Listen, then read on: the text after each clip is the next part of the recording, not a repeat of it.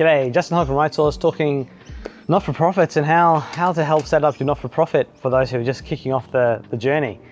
We've got a whole series of videos we've been going through. Today, well, in this video, I want to talk about setting up your risk and managing your risk as a not-for-profit initially. Now, risk is an interesting thing and one that not necessarily everyone likes diving into, because really we're talking about what happens when things goes wrong. Like, if something goes wrong, this is what risk tends to be about. And the way that risk becomes valuable for your organization isn't necessarily in saying, hey, look, that's going to go wrong, but actually going, well, if that goes wrong, well, how can we prevent that going wrong in the first place? It actually allows you to become proactive and therefore manage your risks, which then gives you a better chance of success, because risks are ultimately things that are going to stop your strategy from being successful.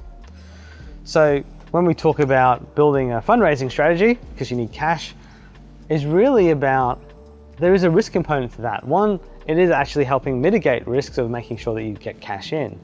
So understanding that you need to take action and there's a reason for that action is what risk and that risk management framework is all about. But when you're first kicking off and you've just got a not-for-profit and you're just starting, you don't have, like, there's not a lot of resources. You don't want to build a full-blown risk management framework from get-go, and you probably don't have the resources to do that. But what you can do is you can start, and there's a way you can start this that helps you put in place a level of risk management that allows you to evolve that as you go. So how do you do that?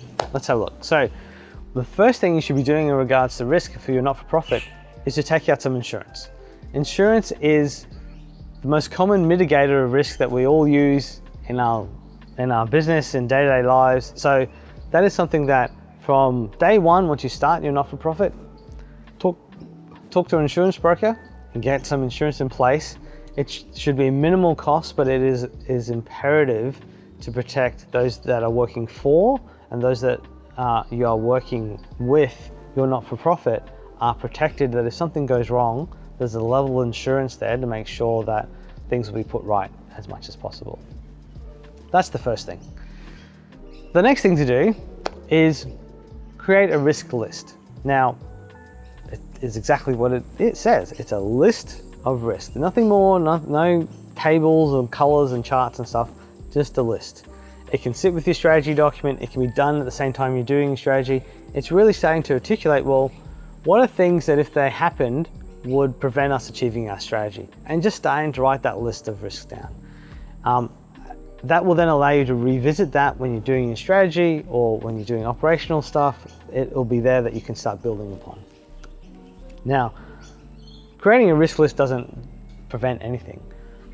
What you want to do from that risk list is to have a period of time, or come back to that regularly and go, well, what actions should I be taking to mitigate those risks? Now, for some of those risks, you might not want to take an action. You're like, well, it's a risk, but I'm happy for it to be a risk and I can't do anything about it. But some of them, you might be able to take action.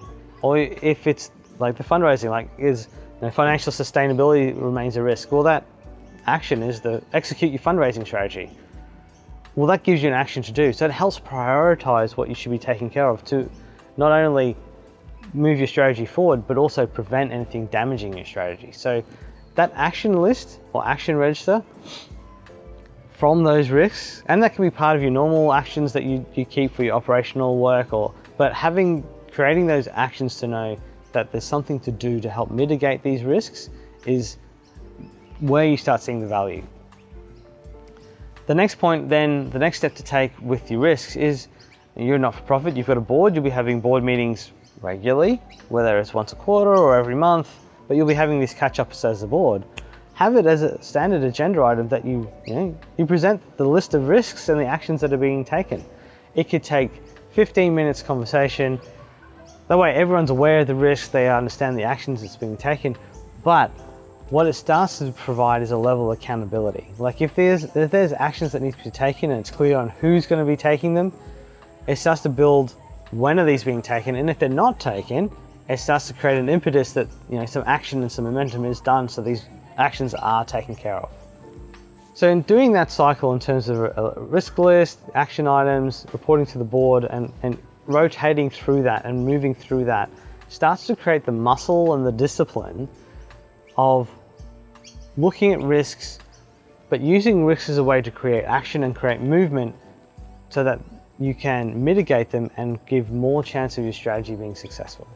So that's what you want to do. And it can be very simple. And that process, that type of work, you're talking a few hours work, maybe every quarter, and that will give you an immense amount of value.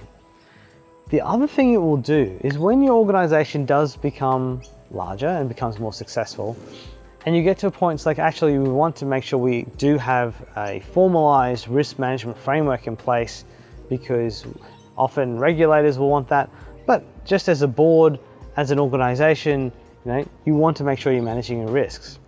If you've already been doing this process, it is not a large step. And in fact, you're probably already moving there by having this in place from day one. You've probably already got the majority of your risk management framework in place just implicitly by growing with the organization. If you haven't done that, and then a year or two down the track, you want to put a risk management framework in place, it's a big step, both in terms of the work, in terms of creating all this information, but also in terms of the cultural change. Like, people won't have been used to managing risk, and now all of a sudden you're putting in a process that is requiring them to manage risk. That's a big change aspect. So it can be not only costly or time consuming from creating all the documents, but it can also be time consuming in change management. It has to happen with the organization. So that's why when you're looking to set up a not-for-profit, or you're in that process, in early stages of your not-for-profit, having something simple to just articulate your risks and what you're doing about them can both add a lot of value right now, but also in future for your not-for-profit. And that's it. That's all there is to do about risk. Thanks for taking the time for watching today. I'll be doing a series of these videos in terms of helping not-for-profits identify things that they can do to make their not-for-profit have a greater chance of success. So check those out on our YouTube site. Lots of other videos there too. But otherwise, again, thank you for your time today. It's been Justin Hogg from RightSource.